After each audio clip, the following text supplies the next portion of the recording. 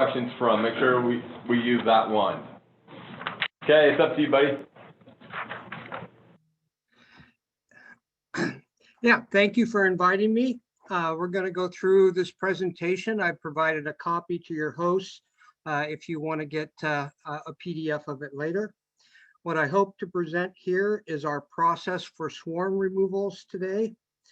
We posted many of our adventures on Facebook and YouTube. And while they're not film quality, they do show our systems and processes. BGH is located near Sacramento, California. I grew up in orchards where there were always bees. And when I was almost 14, I walked up to a guy in a white suit and asked him what he was doing. And as you can all imagine, we know how that goes. Let me get my screen working here. BGH's purpose and mission is to research feral bee behavior in this special area, to modernize safe public bee retrieval, to examine the bee-human conflict in the urban environment, and to share our experiences with honeybees with young people. Why do we do so many recoveries? Unlike any other place in the world, the Sacramento Valley from north to south has only 50,000 swarms a year, maybe double that. This is part one of a series. So we're going to discuss today our method for public space swarm removal or relocation. Perhaps I'll get invited back to continue this series later.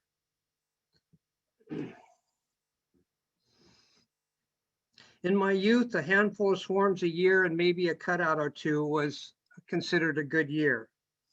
We were not prepared for the dozens or more a week swarm retrievals and the additional urban issues taking place in a large city. This required us to step back and rethink and design a system that was foolproof and effective for this unique situation. Like I said earlier, the Sacramento Valley is different than any other place in the world.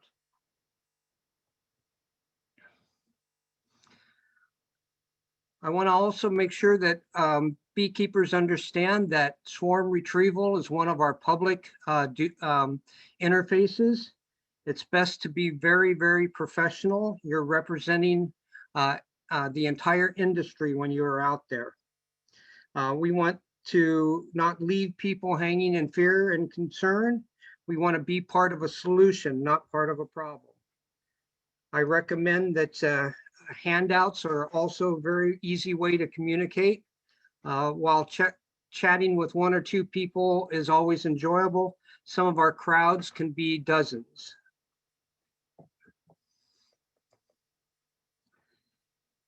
Nothing more important than safety out there.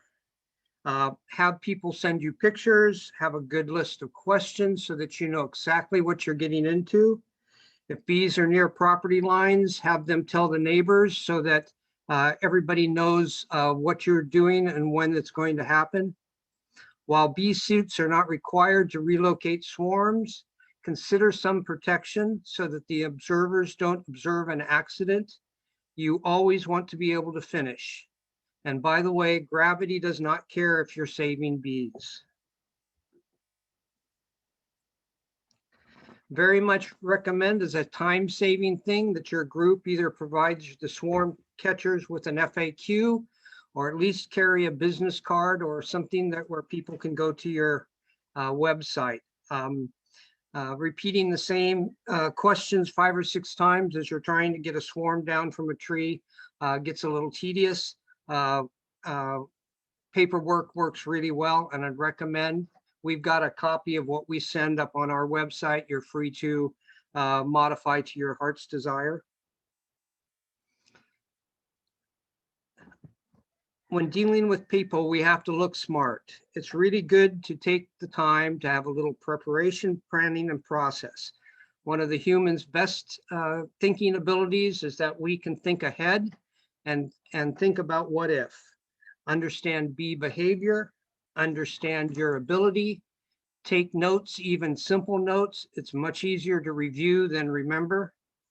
Be prepared for the big things by planning and education. Be prepared for the little things by resources and experience, and always be prepared to finish.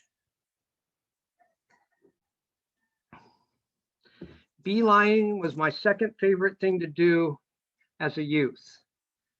My little jar and I, with a small amount of honey, and I was off to the forest.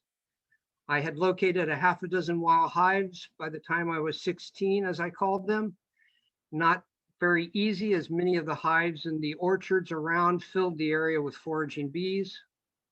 My first experience with amazement was when I was checking a feral tree hive every day on the way home from school because the bees were acting strange. On the 1/2 day that week, I was walking home about 1 p.m. in the afternoon when I heard the most incredible roar, my first observation of a swarm leaving. I still remember trying to follow them through the forest. It took me 2 weeks to find their new home, and boy, was I hooked. Very important if you're going to do swarm relocations that you understand exactly what's going on. Randy's website has some very good pages on it. And of course, Tom Seeley's book, The Honeybee Democracy, is one of the finest in the field. I recommend that you read many publications, find an author that speaks to you and that you can understand. One of the aspects of swarm in the urban environment is that they land everywhere. Be sure to get sufficient information when people call you so that you know exactly what you're going to find. Ask for directions as to how to find the swarm location, including where on the property. Has anything been done to the swarm? Many people make attempts with sprays, garden hoses, and other things. You need to know what they've done before you get there. The general public refers to any group of bees as a swarm, but in the beekeeping world, only a newly arrived colony clustering meets the criteria for the name. You need to ask questions that will help you determine, are they really honeybees? Ask them what the cluster looks like. How long has it been there? How high off the ground? Will you need a ladder? How big is the swarm? Is it a beach ball, a football, a baseball? Be sure to ask the caller if they are the owner. Here in California, we must get permission from the property, the land or property owner, to collect the swarm off of the property. Try to communicate as much as possible in writing so that the people feel comfortable and understand your timing. One of the best things you can do in swarm catching is to track your efforts so you can be prepared for the next year. We take extensive data on all the swarms and cutouts we do so that we can relate that to being prepared for the next year. This is a map of 2 years of swarm collection in the Central California Valley.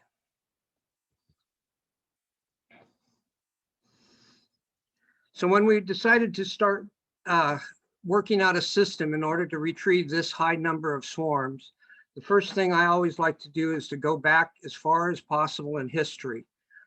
In the case of beekeeping, there is some great older works, woodcuts abound. Of course, in the modern era, we all go to YouTube.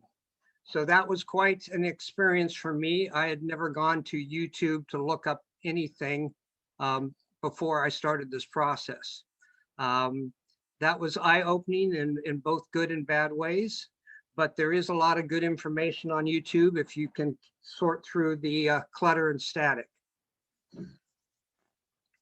The next thing I wanted to do is put them into a system that fit this unique urban environment so that we could repeat it with great confidence. History gave us a whole list of tools that had worked for many hundreds of years. Old woodcuts gave us quite an insight. Artists tend not to lie.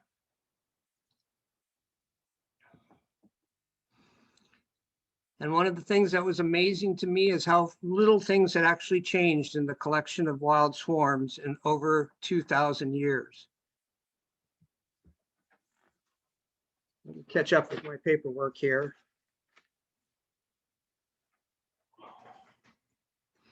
My favorite method to collect swarms as a youth was a pole, a frame, and a cardboard box. I would put the frame up into the cluster and then leave it for a few minutes and retrieve it. It was easy to find the queen as they spread out on the frame. As an adult, my favorite was a 10 frame deep, but both of those were really good systems in normal circumstances, but they were not appropriate for the urban environment that we found ourselves in now.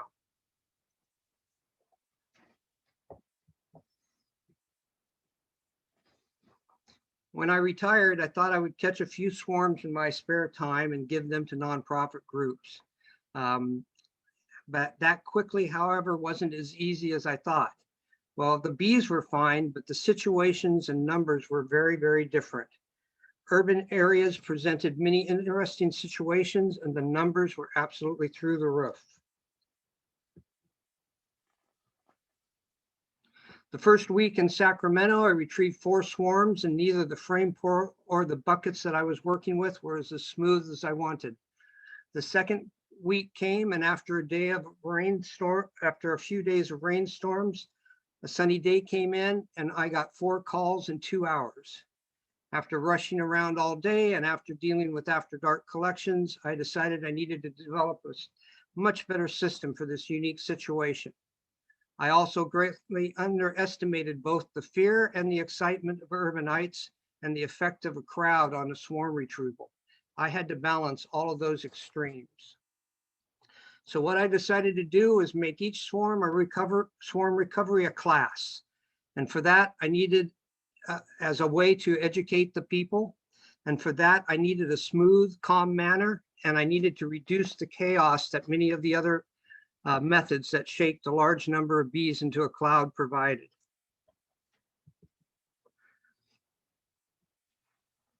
Of course, it all came down to the queen. So upon carefully going over all the stuff about swarm collecting, I decided the key was biology, not action, for reducing perceived chaos. And the biology of the honeybees put the queen at the center of that action. Now, how can we use that action and still get some of the benefits? I have a story. When I was a young man, every late spring, we would go up to the vacation house on the lake. We were all very excited. We would load the car, fill it with all of our supplies, and we'd head off on a long mountain road. And then as we pulled into the parking of the cabin, all I could think about was getting down to the lake to fish. My sister just wanted to get out and hike, and my dad wanted to take a nap, but that doesn't work. The second mom puts her foot in the door, all of a sudden she starts barking commands. We need to change the sheets, sweep the floor, get the firewood, and she kept us busy. And that's exactly what happens when a queen bee gets onto comb. As Dr. Seeley was talking about yesterday, once that swarm is on comb, it's no longer looking for a place to go, but it's trying to get the place ready to lay eggs. We want to use that condition to our advantage. Why do we do so much planning? Well, doing a half a dozen or 8 swarms in a day requires really efficient action of one's time. So many ways to gather, as we've all seen from various videos and books. You can use bags, box, whatever's handy. You want to move them to you or you to them. But most importantly is work with the biology, don't fight it.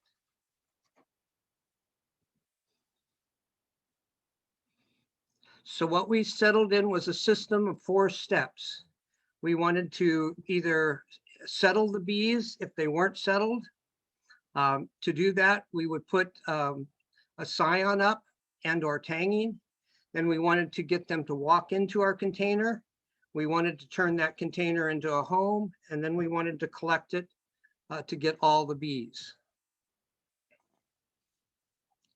The system we came up, we call a Queen's Throne, and it is a combination of all those techniques of the past and the present with materials of the future. The Queen's Throne is a scion, a nuke box, a bait box, and a package. Very cheap and easy to do it yourself. When I first started working on this system, the biggest problem I had with the frame of bees was the number of bees and queens that I would knock off the frame as I lowered it. That may be because of the high water of the trees down here, but we were very, very thick. It was not what you'd call a canopy situation where we could easily reach the cluster. So the first thing I did was I built a box to hold the comb and to protect it. While that worked very well, it still was a situation where then I had to transfer that frame to a nuke box or a deep. After realizing that I didn't need an entire frame of comb, but only a small section of comb to elicit the same response from the bees, we started to put that comb inside of a container. For those that are going to check on this later, we've got quite a do-it-yourself instructions on our website. It is just this simple. We built a container that was well balanced that allowed us to put it way up on a pole. It quickly attracted the bees as much as a nuke or a 10 frame deep full of comb, and it provided us with a way to quickly gather them. Once the bees are in, it was very easy to set it up so that it would retrieve the flyers.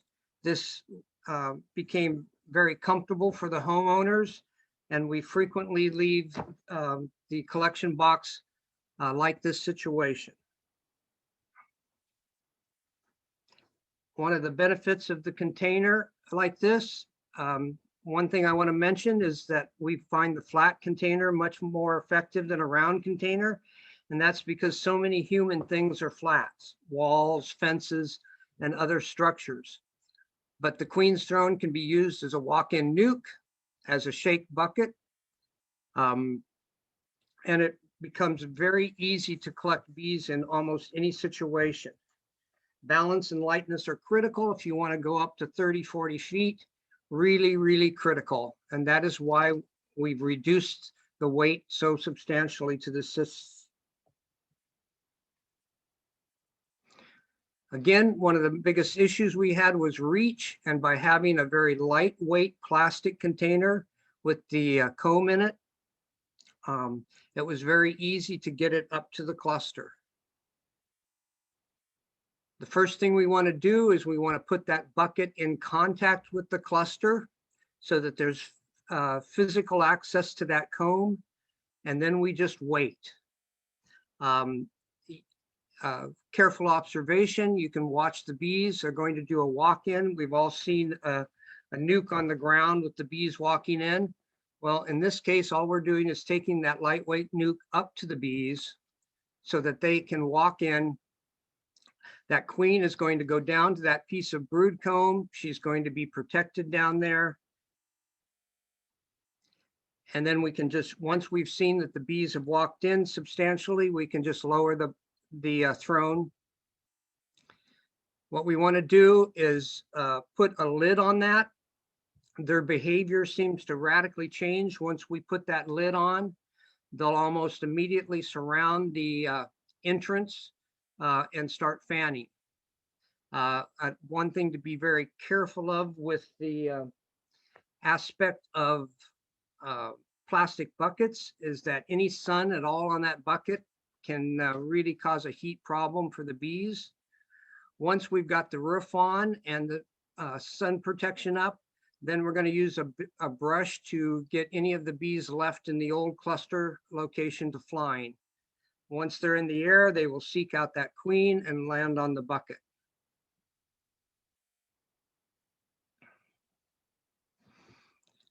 Once we've got that container thing, we can leave it open or close it. And then it's just a matter of waiting till dark. If it's a large colony that doesn't fit in the bucket, like this one was, this was after about 4 hours and the bees had not gone in anymore. I then used a gentle vacuum to clean them off the outside, leaving about 4.5 pounds of bees in the main throne. The throne system makes it easy to transport. You just put the lid on, contain it, make sure that there's sufficient ventilation. It's much like a package at this point, and you can just collect them and carry them in the car.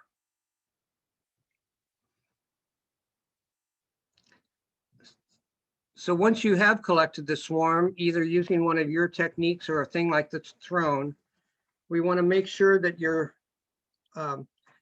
communicating again with the people that you're leaving, explain to them the situation with the remaining bees, explain that they should keep pets and small children out of the area for a day, clean up the area, check for things left behind, provide your handouts. If there's a future beak in the group, invite them to a club meeting, leave a card or note if you're into selling honey, and follow up necessary with pictures, links, etc.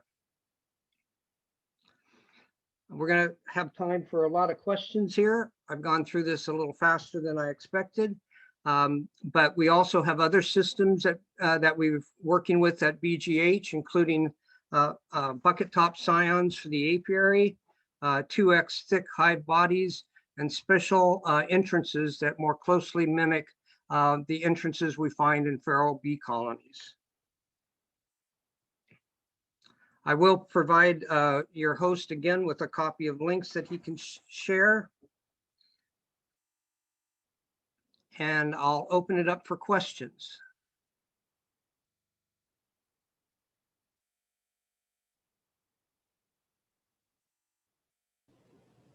Hey, Daniel, this is Jim. Just a quick question. I think yesterday you mentioned something about the BVAC that you are using. Is that the design you currently have online through Blue Green Horizons, or have you modified that since then? No, the current design is still on Blue Green Horizons with the 110 volt back, the portable vac that we use a lot of, the 18 volt portable vac. It's currently, you cannot buy that particular product anymore from Ryobi. So we're working on looking at another product and we'll redo that instructions. Although I have been able to find several of those Ryobi portable leaf blowers on things like Craigslist, and I buy them right up.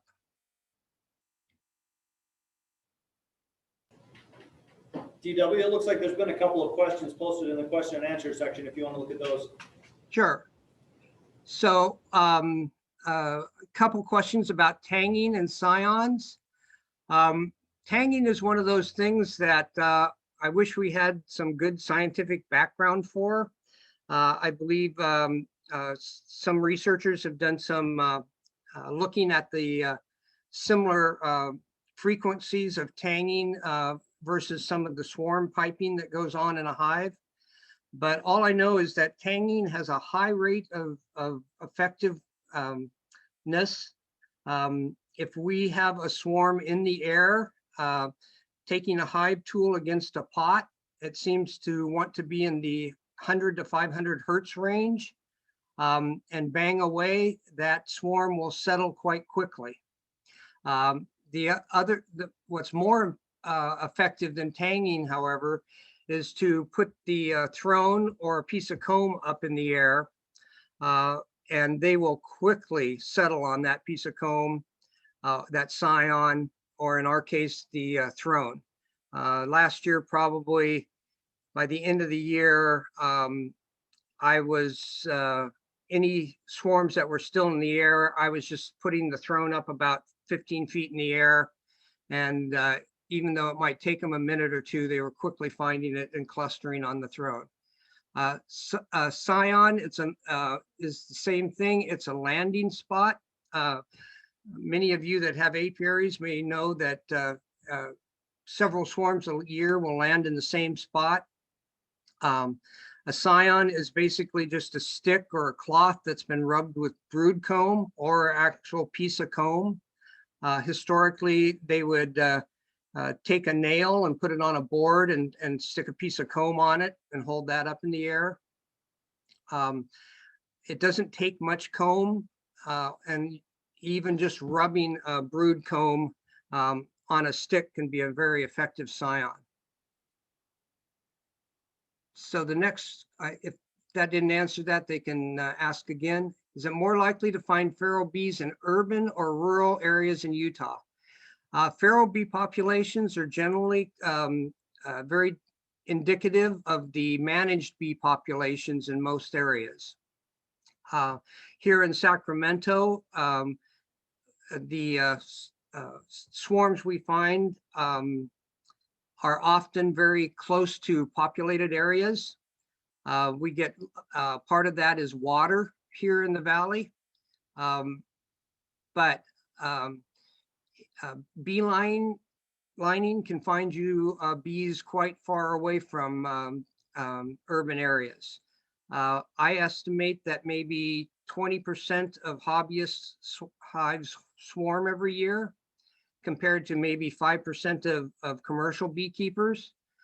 So we find a lot of neighborhood swarms within a block or two of an apiary, of somebody's hobby. We find a lot of marked queens in the city. Don't generally find as many marked queens out in the urban, the rural areas. But again, here in California, we're very unique. If you consider that the 2+ million hives that are brought into California, a small percentage of those swarm, but that small percentage could be 50 to 100,000 hives total in a year. That saturates this area in that you almost don't have a knothole that doesn't have bees in it.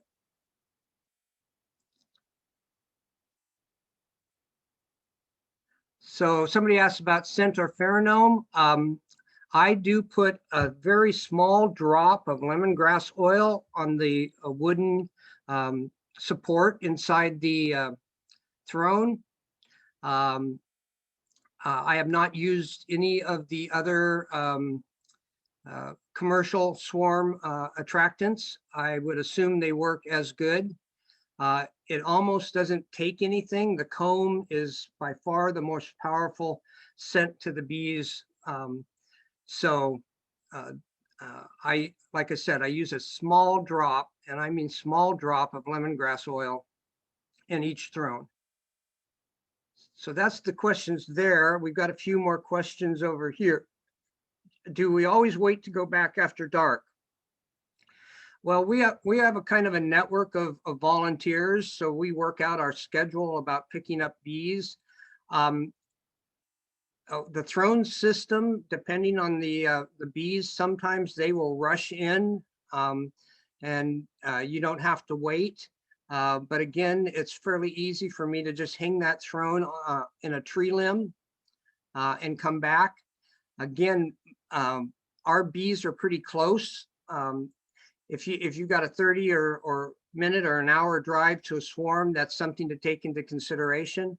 I recommend collecting as many of the bees as possible so that you don't leave a problem for the homeowner.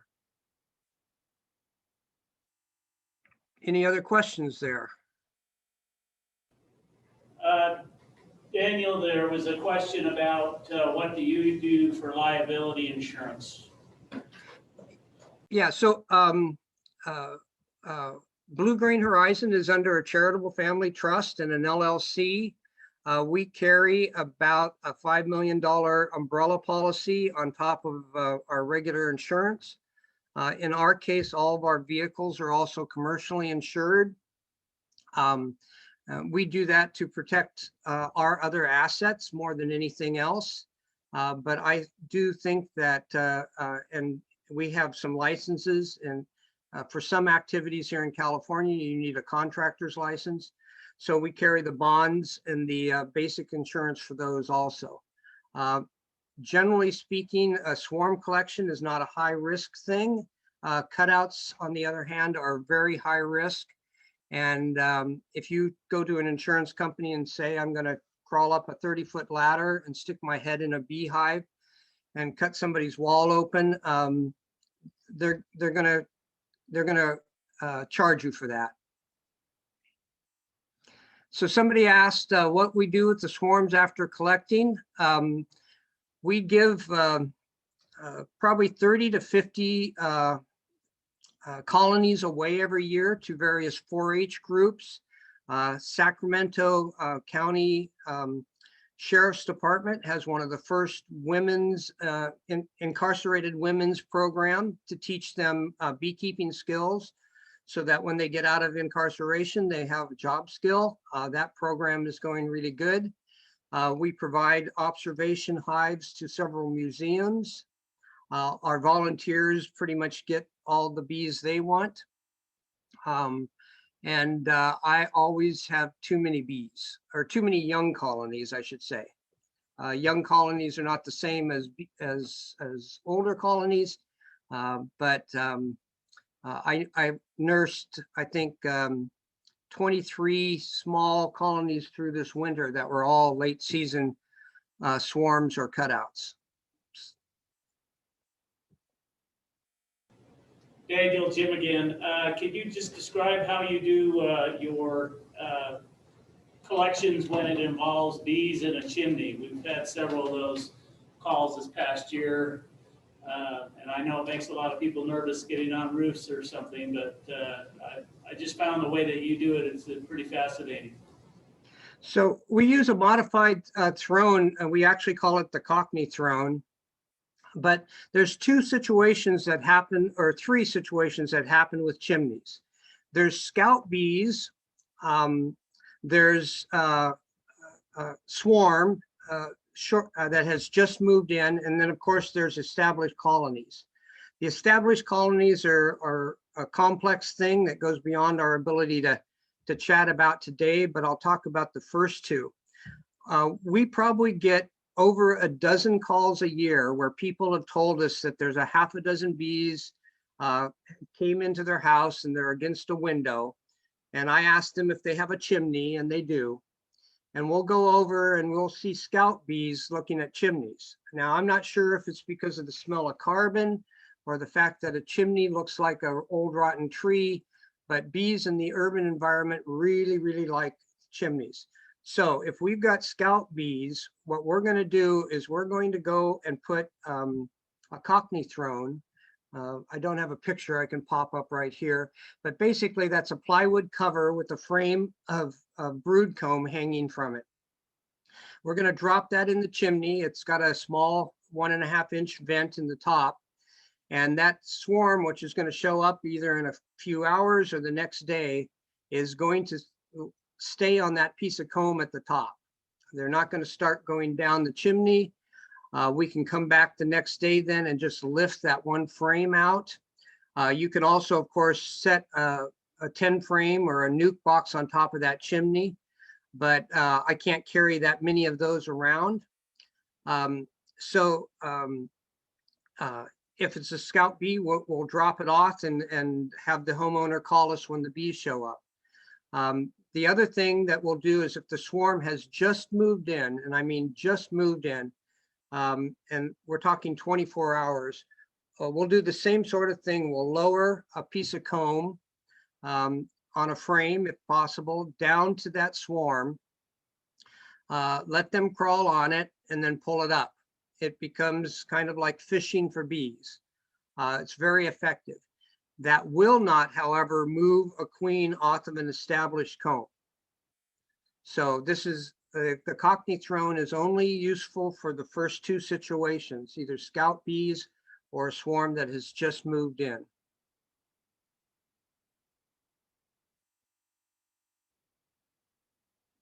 So I have another question here about mite infestation in swarms. Yes. We have gotten out of the 200 swarms in the last couple years, only 8 of them have registered no mites. Probably another 30 or 40 of them have measured very low mites. So we just always assume a swarm has mites. So we're going to treat them depending on the situation. We're going to either use, I tend to use dribble, but OAV is also very effective. And we're going to do that within a few days. Generally speaking, as soon as I do, when I dribble, I'm going to also put a frame of brood from another hive in that, from a clean hive in that swarm to hold them. I don't want my treatment to cause an absconding. And then we follow, again, if you think of the Sacramento Valley having 50,000 drifting swarms coming through the area every year, we have to just assume we're getting constant reinfection of mites, and we treat accordingly.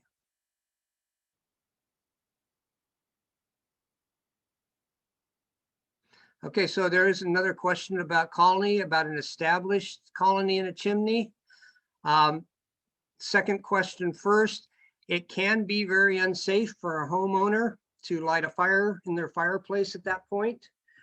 If that wax catches on fire and isn't completely contained by that chimney, you can obviously start a house fire. If nothing else, if that wax, even if that wax has is contained within that chimney, you could get a flash fire causing a chimney fire, igniting the creosote and soot. So it's very, very important to tell people that there is a risk to that, to just starting a fire. We remove a lot of colonies from chimneys. It's a slow and not inexpensive process. Okay. Do we do anything with a clean extruder to keep the newly installed swarm from leaving the home? We use brood comb. And if possible, I will even use open brood. If we see the queen, which we like to do, and the throne makes it fairly easy to do that, you just reach in and grab that little piece of comb that's supported in the center structure, and there's a really high likelihood that the queen will be on that small piece of comb, and in which case we'll cage her for a couple days. But we prefer to use brood comb as the method of holding the swarm. Also, the swarm will get to laying eggs faster if we provide comb.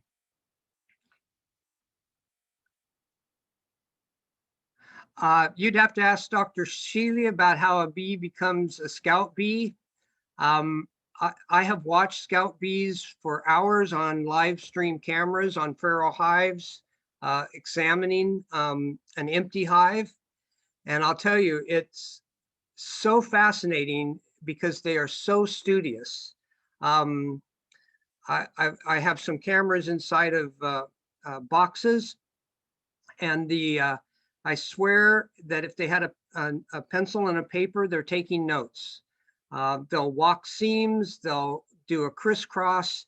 There seems to be quite a bit of intentionality to their activity inside that hive. And you can clearly tell the difference between scout bees and robbing bees.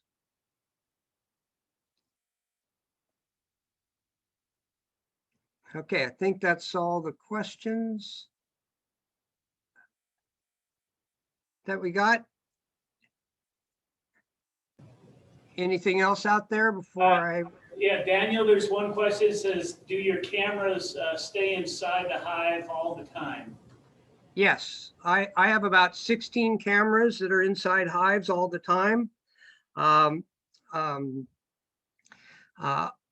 In doing a long study of entrances, robbing, and some other activities, I have I found the best thing to do would be to have a camera on the inside and a camera on an outside. And that way I could tell what was going on in both in and out. I use small Wi-Fi cameras. Many of them have what I call contact lenses on them, tiny affixed lenses to change their focal length. I have a broad long-range Wi-Fi system on the farm. So some of these cameras are several hundred feet from the house. I use very inexpensive cameras because sometimes the bees will get to them, but I also have some cameras that I have designed and I mount in basically what would be 3 frames, 3 medium frame box with a plexiglass cover on one side or 2 sides sometimes, and that fits right in a honey super, and I can watch the side. I can watch them build out comb. I have cameras that on open comb hives so that I can observe them up close. I publish a lot of that. I'm doing less of it right now because of another project, but I have instructions on how to build those cameras on our Facebook page.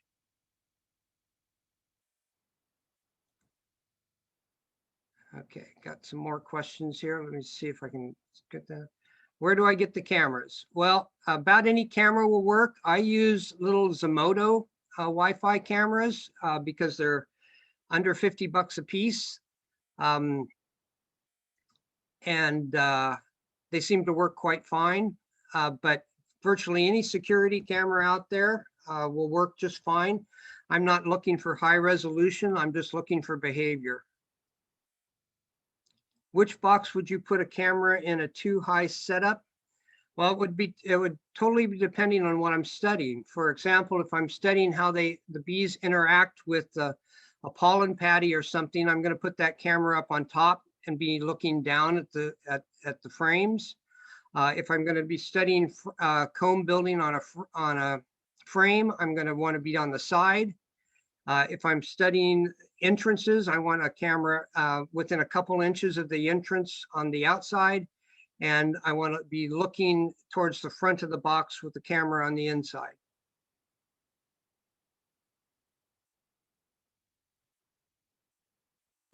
Okay. Daniel, one of the things about Blue Green Horizons, I know you're very big into education. Our IT guy actually was asking, he says, all the presenters are, and everybody seems to be a lot older folks. What kind of interest are you finding in beekeeping among younger people? I've been amazed. I've done some work up in Oregon with young people. There's also several beekeepers, a couple lady beekeepers, Bee Girl up in Oregon.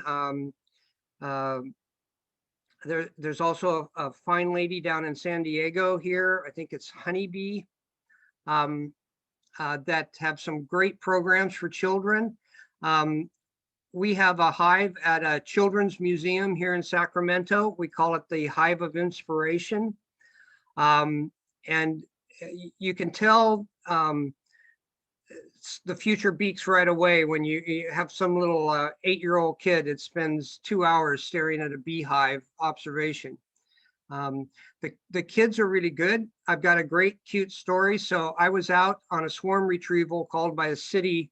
It was a classic one on an electrical box. I don't know why they like to land on them. I think they're a little warm early in the year, and it's a great place for early swarms to land.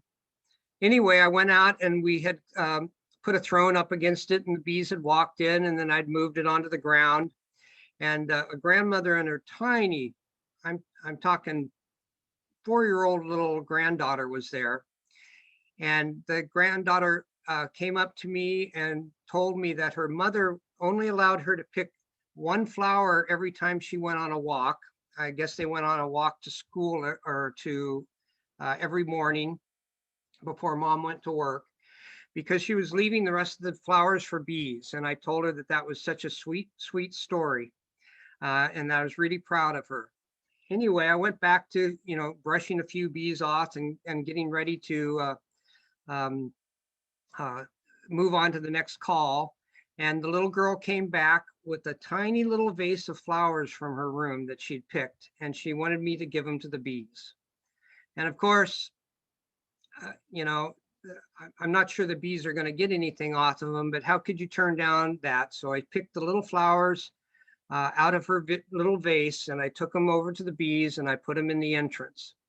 And she was so happy. And then she told me she wasn't going to pick any more flowers until the bees are all fed. That was so cute. But that tells you where the state of our young people with bees are.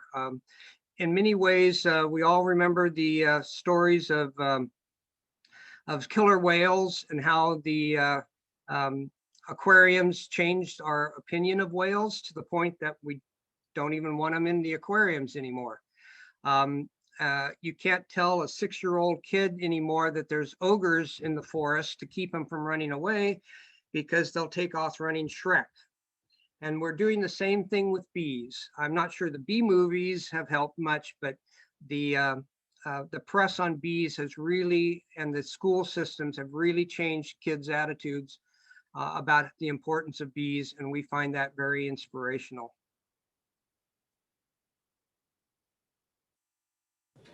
Okay, just one last question that I have. Your organization, is it a 501c3 charitable organization? It was until the first of the year. For various tax reasons and stuff, since I'm the major donator, we've converted to an LLC this year. So we're technically a for-profit. We're starting another nonprofit that is going to be directed more for pollinators, and hope to have that up and running by the first of the year. Well, we wanted it up and running by the first of the year, but because of COVID and attorneys and some other aspects about, we want to be able to do some lobbying and things like that. It's probably going to be the middle of the year before we get that second 501c3 started. Thank you, Daniel. Appreciate your participation. And for those people that are participating in this conference, if you're not familiar with Daniel, he goes by DW Shoenthal, and you can find him. Obviously, they have the Facebook page, Blue Green Horizons. You'll also find him a frequent commentator and on a lot of different Facebook groups, such as Beekeeping Techniques. I got to know Daniel over the last couple of years just from all the comments that he made, recognizing a level of genius and as I call him, the kind of MacGyver. Some of the hacks that he would come up with were fantastic. And so I encourage you to follow Daniel, follow Blue Green Horizons, and you'll learn a lot. And we'll see if in the future we can come back and do a session on cutouts and vacuuming. Very good. Thank you. Okay, go ahead and turn it back over to me. Just a couple quick thoughts after this presentation. On the UBA website, uba.wild.epcot, there is a link that you can sign up for to be on a swarm list. Now, the members that are on that swarm list, in order to get on that list, you have to be a member of the Utah Beekeepers Association for us to put that out. And that has to be renewed every year. If you don't renew that each year, your name gets taken off.